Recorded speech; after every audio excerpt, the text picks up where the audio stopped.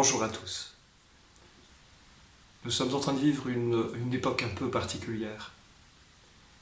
Et de manière à ce que nous ne laissons pas notre esprit vagabonder et qu'il ne nous transmette pas des pensées nourries par des informations qui fusent de tous les côtés dans les réseaux sociaux, sur Internet, par tous les moyens. Même des messages au téléphone, la télévision bien sûr. Nous ne savons pas ce qui est vrai, nous ne savons pas ce qui est faux. On peut perdre du temps à chercher à savoir ce qui est faux, ce qui est vrai. Et puis on peut aussi sortir de ce clivage en choisissant d'être soi-même vrai. C'est ce à quoi je vous invite. Être soi-même ne réclame pas beaucoup d'efforts. Peut-être parfois quand même, il est nécessaire de recevoir un coup de pouce et c'est ce que je voudrais vous apporter aujourd'hui. Avec cette vidéo offerte. Cette vidéo vous est offerte parce que je vais vous proposer une formation en ligne vous permettant de renouer avec qui vous êtes, vraiment. Vous n'êtes pas seulement le résultat de votre expérience passée. Vous n'êtes pas seulement le résultat de ces expériences récentes. Vous n'êtes pas seulement vos pensées. Vous n'êtes pas ce qu'on a dit de vous, pas plus que ce que vous vous êtes dit à vous-même. Tout ce qui gravite autour de vous, que ce soit concret, tangible, subtil, invisible, n'est pas vous. Ce que vous êtes, je ne saurais moi-même vous le définir. Et puis si je tentais par quelques moyens de vous définir ce que vous êtes, ce que je suis, ce que nous sommes, je m'éloignerais de la vérité. Je ne peux pas vous donner de réponse. Ce que je peux vous apporter est beaucoup mieux qu'une simple réponse, beaucoup mieux qu'une vérité qu'on achète ou d'une info que l'on transmet comme s'il s'agissait d'une vérité. Non, ce que je vous propose aujourd'hui, c'est de faire une expérience particulière, singulière, une expérience étonnante. Transformer votre vie maintenant. Donnez ce coup de pouce dont tout un chacun a besoin. Ce que vous apprenez ici, transmettez-le ensuite, d'une manière ou d'une autre. Permettez à chacun de bénéficier de cet espoir. Je voudrais, avant de poursuivre, faire une chose encore plus importante. C'est remercier toutes ces personnes qui ont fait partie de ma vie, qui m'ont éclairé, qui m'ont donné d'ouvrir mon cœur autant que d'ouvrir les yeux de mon âme. Il y a des personnes vivantes, et puis il y a des personnes virtuelles, non pas parce qu'elles n'existent pas, mais parce que je ne les ai pas connues directement. Il y a des amis, il y a des maîtres. Parmi mes amis, ils seraient certainement très nombreux. Dans le parcours de mon enfance, beaucoup m'ont aidé à retrouver le sourire, à m'émerveiller, à choisir le bon côté des choses, même lorsque les choses paraissaient difficiles.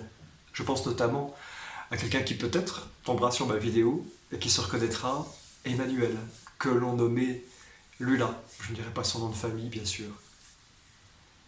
Il y a toutes ces autres personnes qui, durant mon enfance, ont aussi marqué ma vie. Thierry, Christian, Astrid, tant d'autres. Geneviève qui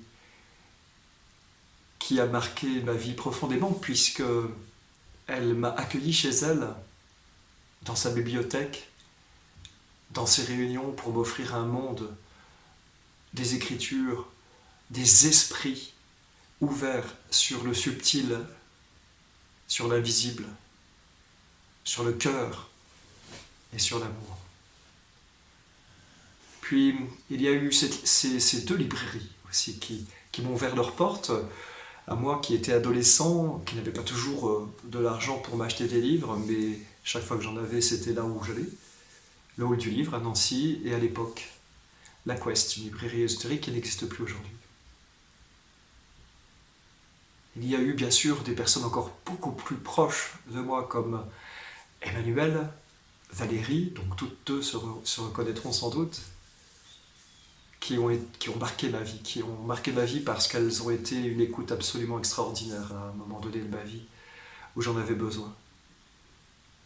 Il y a eu Marie-Noël, je ne dirais pas le nom non plus, mais qui, grâce à ces stages, m'ont permis d'évoluer, vitesse grand V, de transformer ma vie justement. Il y a eu ensuite tous ces chamans que j'ai rencontrés au Pérou, Don Leo Berrildo, qui est l'un d'entre eux, que je salue particulièrement. Je sais qu'aujourd'hui, il n'est probablement plus de ce monde. Je dis probablement plus parce que les dernières nouvelles qui le concernent, c'est qu'il a disparu de chez lui. Il a quitté son domicile alors qu'il présentait quelques problèmes de démence, et je crois qu'il est allé rejoindre la forêt amazonienne pour s'y perdre et mourir, ou plutôt pour s'y retrouver, et rentrer dans l'éternité si l'on préfère, et ce qui est certainement plus juste. Il y a aussi le docteur Jacques, à Tarapoto, qui m'a aussi ouvert la conscience sur le monde de la nature, sur ce versant de la nature vivante qui vous parle, qui vous communique, qui vous transmet son savoir. La Madre Ayahuasca, la Madre Toe. Je remercie tous les autres chamans que j'ai rencontrés sur mon chemin. Je remercie Lionel, je remercie Patsy, je remercie Percy, je remercie Noël Maquigno, je remercie toutes ces personnes si chères à mon cœur. Et puis, il y a ceux plus virtuels, comme celle dont, justement, ce soir, je vais pouvoir vous donner la première, le premier enseignement, le premier outil, la première technique pour favoriser cette transformation. C'est une forme de sophronisation proche de l'hypnose, pour manifester en vous le respect de qui vous êtes, le respect de vous-même, l'amour de qui vous êtes en vérité. Cette personne, c'est Louise Hay.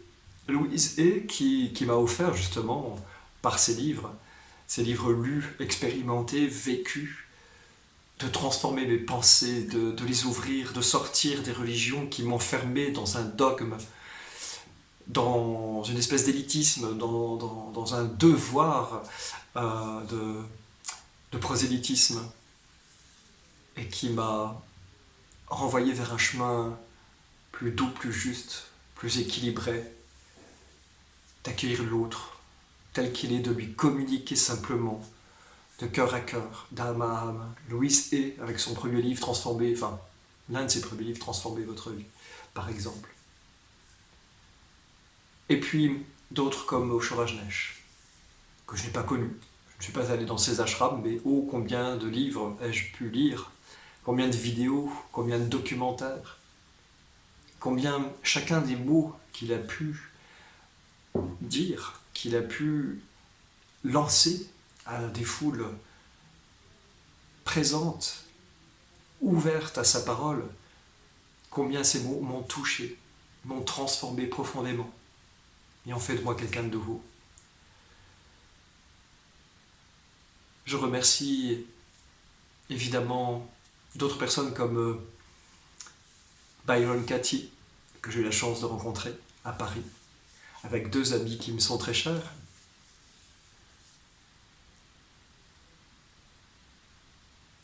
Je remercie évidemment Henri Palmer aussi. Je remercie tous ces êtres qui, d'une manière ou d'une autre, bien sûr des lectures peut-être plus éparses comme Paulo Coelho, comme Dyer, comme Eckhart Tolle, donc Greg Braden, qui m'a aussi énormément ouvert l'esprit sur les sciences, sur la physique quantique et tellement d'autres manières d'observer ce monde, intérieur et extérieur. Maintenant que j'ai honoré chacune de ces personnes, et j'en oublie évidemment énormément, bien sûr que j'honore ma famille, ces êtres qui me sont chers, ma mère, mon père, mes frères et mes sœurs. Ça ressemble beaucoup à une chanson, n'est-ce pas? Mais aussi, bien sûr, mes enfants. Mes enfants qui me sont aussi très très chers et mes petits-enfants. Et toute cette famille humaine qui, par des moyens des fois incontrôlables, finalement chaque comportement humain me renvoie par effet miroir de regarder en moi, en profondeur, ce qui va, ce qui ne va pas, ce qui a besoin d'être changé, d'améliorer. Ce que je veux vous apporter ce soir, c'est comment est-ce que l'on change de manière imminente sa propre existence. Aujourd'hui, nous savons que ce monde intérieur des cellules, de l'ADN, fonctionne d'une manière particulière. Il est influencé. Influencé parce qu'il lui est de plus près. Et ce qu'il y a de plus près de nos cellules, ce sont les autres cellules, bien sûr. C'est l'ADN qui le compose. Mais c'est encore plus profond que cela. Ce sont nos émotions qui sont les plus proches de nos cellules. Et pas seulement nos émotions, nos pensées. La manière dont nous pensons, ce que nous pensons, a une incidence sur nos cellules. Mais tout cela est très complexe car il y a ce que je pense, ouvertement, ce que je pense avec la force de la volonté, et puis il y a tout ce qui émane de moi comme une chimie intérieure que je ne contrôle pas, comme un feu de volcan prêt à exploser, qui est là, enfoui dans mon subconscient, nourri par des souffrances, des traumatismes. Et c'est ça parfois qui nous retient dans des mécanismes d'autodéfense, dans des mécanismes de pensée qui vont être auto-sabotantes. C'est de cela dont il faut se défaire. Partir du principe suivant, un principe parfois difficile, douloureux à envisager par la plupart d'entre vous. Et cela m'est arrivé parfois aussi d'avoir ce sentiment de ne pas mériter, de ne pas être quelqu'un de bien, de croire en ce qu'on a pu dire de moi. Parce que si vous ne le saviez pas, mais de 2 ans à 6 ans, enfin de 0 ans à 6 ans, pour être plus exact, notre cerveau fonctionne en ondes θ, en ondes delta. Des ondes tellement infimes, de 0 à 7 cycles secondes, que pour nous qui sommes adultes, nous serions, dans ce cas précis, dans un sommeil profond, avec multitude de rêves.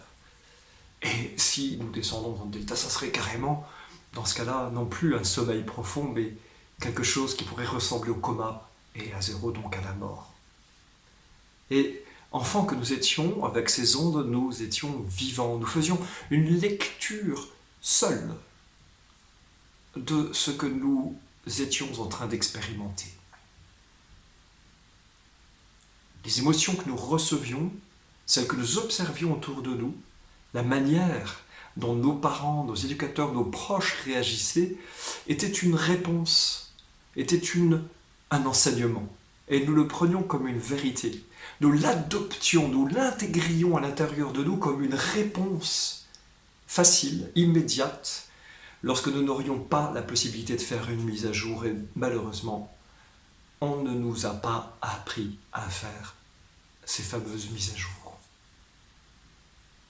Pour cela, nous devons communiquer avec cette partie de nous-mêmes qui a été affectée, infectée, qui a été perturbée, martyrisée, qui souffre. Et c'est ce que je vais vous permettre de faire aujourd'hui, c'est de revenir en communion avec cette partie de vous-même en souffrance pour l'en libérer. Pour libérer cet enfant intérieur qui réclame de grandir, qui réclame d'être aimé, qui a besoin de croire que cela est possible, parce que bien souvent, il n'y croit plus et c'est pour ça qu'il se terre à l'intérieur de nous, dans cette partie subconsciente, convaincu qu'il n'a pas le droit, peut-être même d'exister. En vous libérant de ce passé, vous allez pouvoir accéder à un niveau de conscience plus élevé, à un sentiment de bien-être, tellement puissant, tellement fort, que vous pourrez accéder à d'autres niveaux de conscience qui seront présentés dans une formation qui vous sera offerte au moindre coût pour que ce temps que vous vivez actuellement soit un temps non pas de rumination mentale, non pas un temps où vous vous laissez influencer par toutes ces informations inutiles, mais un temps où réellement vous reprenez courage, force, un temps de ressourcement véritable, et c'est ça que je veux vous offrir aujourd'hui. En dessous de cette vidéo, il y a un lien. Un lien qui va vous conduire vers la première vidéo d'une longue série pour vous permettre de vous transformer immédiatement.